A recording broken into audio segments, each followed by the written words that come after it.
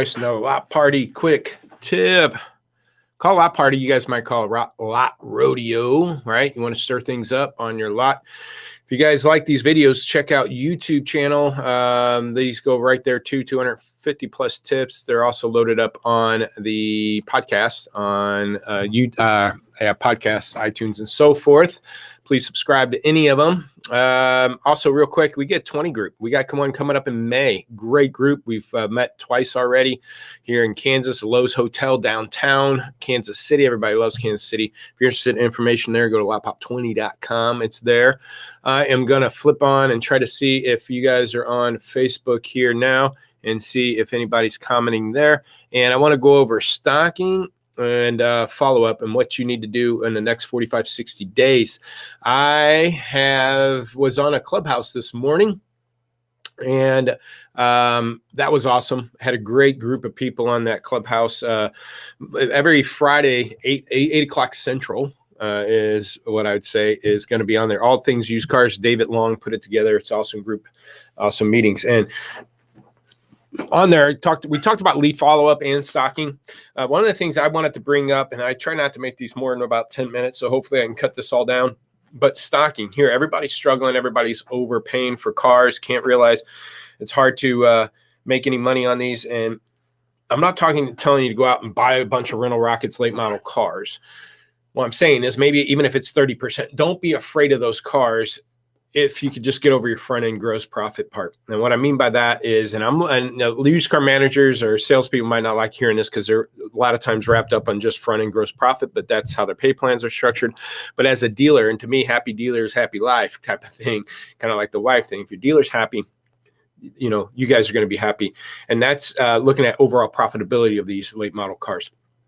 Because we love these one-offs, these late model or older trades with 50,000 miles on it, one owner, it's 8-year-old car, and 10 grand cars, 8 grand cars, 12 grand cars. These are great.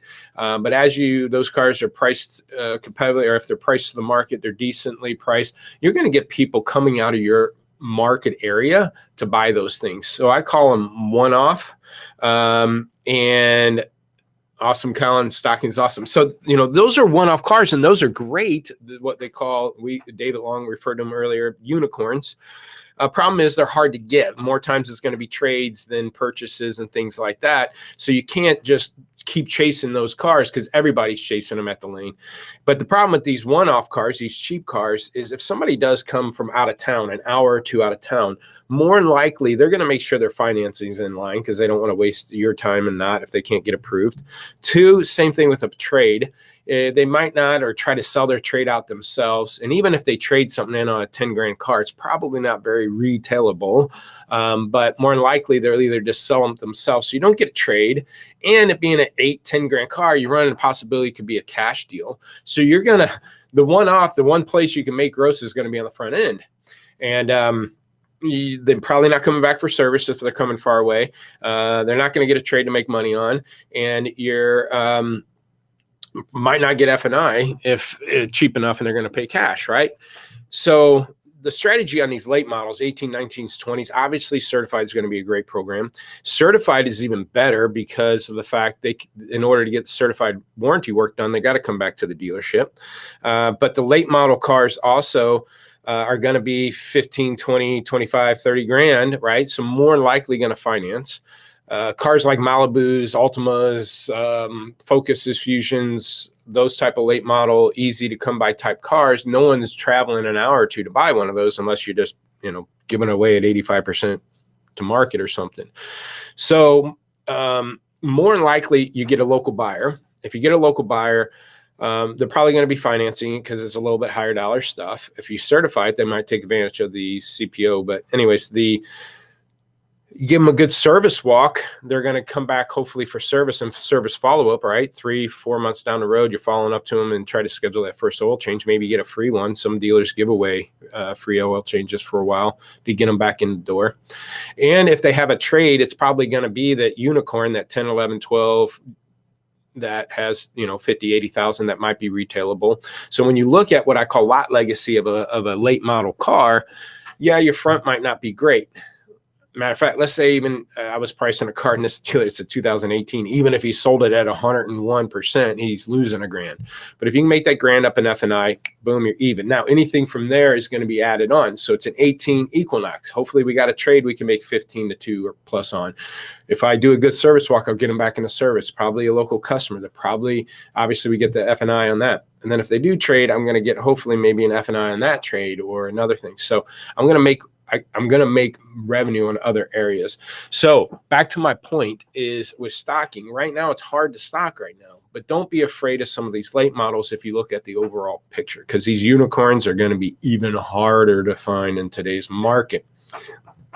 And again, I'm not telling you to go out and buy a bunch of rental rock. If it's 30% of your inventory, 20% or whatever it is, just don't be afraid and run short on inventory if you have an opportunity to buy some of these, even though your gross won't be there. Buy them and make it up somewhere else.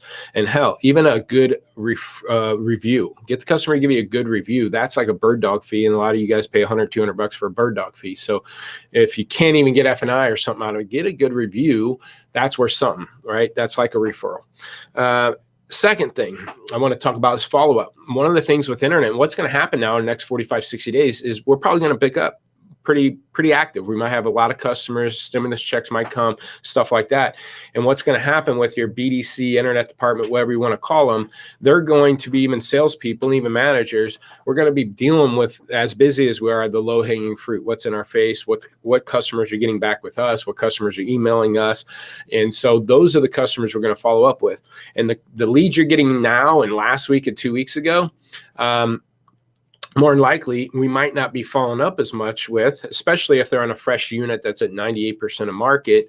They're not busting down the door to come into you. The person that's putting a lead in on your age car at 90% of market, they're the ones busting down the door, trying to get in, trying to buy the car. So we're dealing with this low-hanging fruit.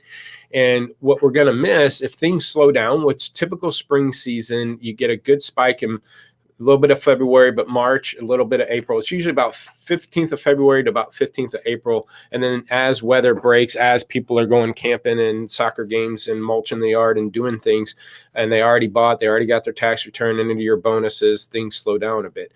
So if things start slowing down in May and June, the leads that you're getting right now are going to be 60-day-old leads, right? And if you didn't follow up with them now, they're not going to give you a reason to do business with you in April and May. So faucets typically get shut off mid-April, or maybe the beginning of April, maybe the end of April, depending on where you're at weather-wise. It starts getting shut off and you're wondering what the heck. Well, it's because you dealt with all those low-hanging fruits and you weren't doing an effective enough job on the 1 week old lead that was on a 20-day-old car that was, not given away now. And what you'll have to do then is scramble and start following up with those people. And they're going to say, well, we already bought, or, not answer your phone. Don't know who you are because I haven't heard from you in 40 days. So make sure that you have the staffing not to just deal the low-hanging fruit, but also follow up with the ones that take more work, especially when it comes sometimes on new cars. I say sometimes because right now I know there's a shortage on some cars and they're high demand and people are busting out your doors on those. And think about that. Right now, if there's high demand and there's certain cars you're holding out on because the supply just isn't there, those type of customers are buying quick. They're easy, a little bit easier, low-hanging fruit people. Well, let's say 2 months from now, allocation gets better, inventory starts flowing in, you have a high amount of inventory now. The people you didn't get a hold of 40 days ago, right? They haven't heard from you. And now all of a sudden you got inventory and you're not getting the leads because that rush may be gone and there's plenty of inventory now. So just always consistently follow up with everybody because right now you're going to get so distracted where they say, the best of habits happen at the worst of time and the worst of habits happen at the best of times. This could be the best of times going into the next 45 and 60 days, and we're going to get sloppy and bad habits are going to form. And then you're going to try to, we've seen that a lot of times. What happens is as we're tracking, we help dealers with inventory management. We do activities per lead. How many activities per lead? You want to sell more cars, talk to more people. So we track activities per lead, calls, emails, and how much are we reaching out to people. And what we found was the individually wise, the person with the lowest activities per lead was usually the best salesman. When it didn't make sense. It's like, how's he selling these cars and not following up with them? Well, because he's so busy, or she is so busy selling cars, they don't have time to do calls and emails. And then if they start slowing down, right? All of a sudden business is slowing down. They're like, what's going on? Think about that as your lot. As you're busy, activities per lead is going to go down. You're going to be dealing with car sales, not as many calls and emails. And then all of a sudden a week goes by and you're like, man, what the heck? Why don't we have any traffic? And you're like, everybody get on the phone, get an email, go follow up with that person last week. And all of a sudden your activities pick back up. And then guess what happens? 3, 4, 5 days later, those appointments start showing up and you're busy again and you're busy this week. So we've seen cycles of activities per lead. We're busy one week and phone calls, emails, scheduling appointments. Then next week, that means everybody's coming in and buying and we're selling and our activities go back down. And then it goes back up again. The following week, as we slow down, we get the calls and emails going again and we go through this. So if you can stay consistent, and I'm talking now instead of weekly, I'm talking 45, 60 days, stay consistent. So when that 60 days is up, you're still selling cars. It's what I mean by that. 45, 60 days from now, if it's slowing down, you're still selling because you've stayed consistent in your activity. You didn't let people slip through the crack. Looking at Colin's comment here on Facebook, work that strategy page and pass appraisals and buckets you need and make sure you aren't missing out on possible trades now and inventory scarce. Exactly. Appraisals are going to be very important right now. You better be 100% on your appraisal process. Finalizing every appraisal, signing it to salespeople. If you bump a trade, go and bump it. Put comments in there because if you're putting comments in your appraisal, it means you're paying attention. Nice, clean trade, needs tires, needs brakes, sight unseen, whatever. That's another thing we track when we're helping dealers with appraisals. What percentage of your appraisals actually come in with comments? And when dealers only have 10, 20% of comments, just like your CRM, if no one's logging in calls, if no one's putting in notes, you don't know if a follow-up's happening. So if you're not putting comments on your appraisals, nice trade, one owner, no work, needs body paint, needs this. If you're not putting in comments, to me, that's just showing you're not paying attention to the appraisal. So get all the comments you can on it, street purchase, whatever. Track it with salespeople, finalize them, bump them if you're bumping them. Go back and put in the real number that you bumped it. But you're going to have as good as sales are going to happen. You're going to have to be better with your process. Like I said, bad habits form at the worst at the best. Bad habits form at the best of times because we can be sloppy because we got enough business. Don't do that because it will slow down, and the dealers that stayed with their good processors are going to outperform you when it slows down, and you're going to be one strangling. Thanks, Colin, for your input there. Hope this is helpful. If you like a free inventory evaluation, see what we can do to help your store, lotpop.com. Check out, again, YouTube. Subscribe. These little pop-ups should happen on YouTube to look at our previous videos. There's a subscribe button and check them out on podcast. Have a great weekend and a strong middle month.